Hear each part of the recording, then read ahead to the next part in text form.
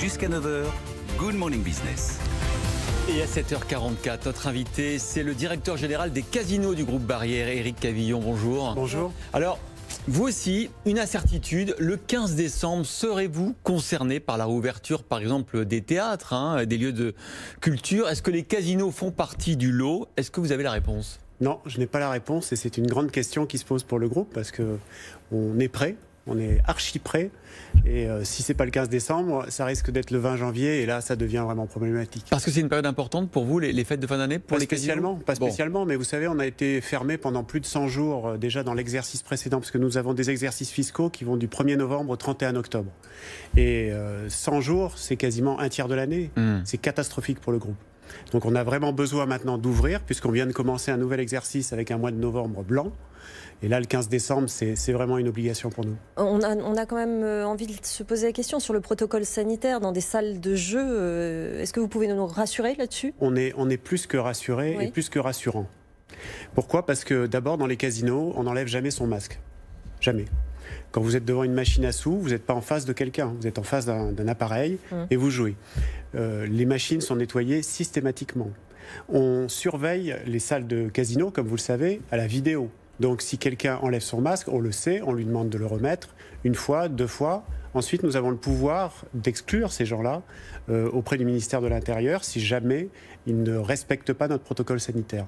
Donc on a vraiment des protocoles qui ont été extrêmement bien, d'ailleurs, accueillis par nos clients, également par le Conseil d'État, parce que nous sommes allés au Conseil d'État pour un référé pour la fermeture d'un casino.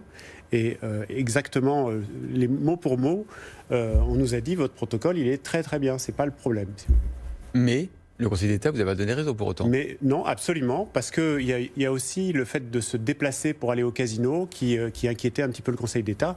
Depuis, on a expliqué aussi que nos établissements, c'est des établissements de proximité, puisque en général, la clientèle du casino, c'est 50 km à la ronde.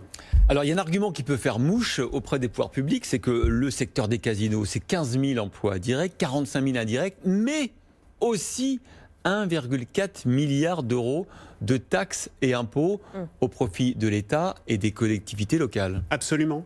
Une ville comme Enghien-les-Bains reçoit du casino, qui est le premier casino de France et qui est un casino Barrière, 23 millions d'euros par an. C'est intéressant parce que vous avez été en partie aidé par l'État, le chômage partiel, les PGE. Comme toutes les entreprises. Mais c'était pas ça la question, c'est les collectivités locales, elles, les pertes de recettes, elles réclament maintenant des compensations à l'État. Absolument, absolument. L'État d'ailleurs va en compenser une partie. C'est bien la preuve que c'est indispensable pour ces collectivités-là. On parle d'Enghien-les-Bains, on pourrait parler de Trouville-sur-Mer, de Dinard, de petites communes comme Bénodet, par exemple, qui vit aussi grâce à son casino. Est-ce que vous n'avez pas peur que la réouverture des casinos, ça fasse un peu comme dans les hôtels, c'est-à-dire qu'il n'y ait pas assez de monde pour rentabiliser l'ouverture? On connaît bien les deux métiers, puisque chez Barrière, on est hôtelier et casinotier. Bien sûr. C'est totalement différent. C'est-à-dire qu'un casino, j'ose dire, c'est une boutique de proximité. Vous avez, comme je vous l'ai dit tout à l'heure, autour de 50 km du casino, c'est notre clientèle. Quand j'étais directeur du casino de Nice, il y a une quinzaine d'années, j'avais fait une étude de marché pour connaître mes clients, comme tout chef d'entreprise. Et j'étais allé voir le maire de l'époque, et il m'avait dit, bah oui, c'est bien Éric, en fait, vous avez exactement la population de Nice.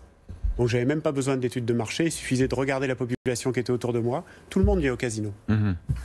Alors, il y a un plan, un PSE en préparation dans le groupe Barrière, pas seulement sur les casinos. Est-ce que vous serez impacté, l'activité casino, par ce plan? Est-ce que la crise accélère la nécessité de vous restructurer?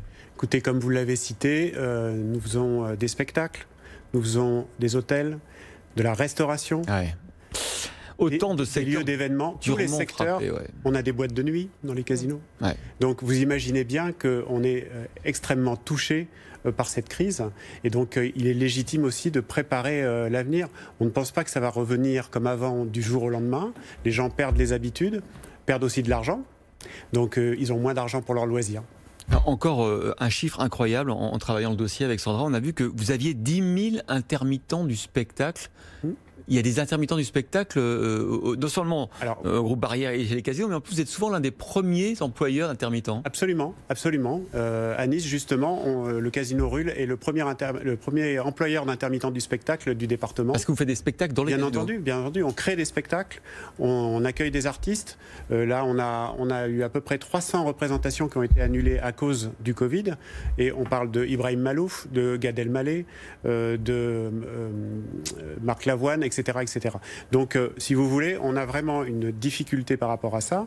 C'est qu'on n'est pas suffisamment compris et connu par rapport à ces actions que nous faisons en permanence. Un métier à la fois du spectacle, de l'entertainment. Oui, c'est de l'entertainment, oui, absolument. Merci beaucoup, Éric Cavillon, directeur général des casinos du groupe Barrière, d'avoir été ce matin l'invité de Good Morning Business.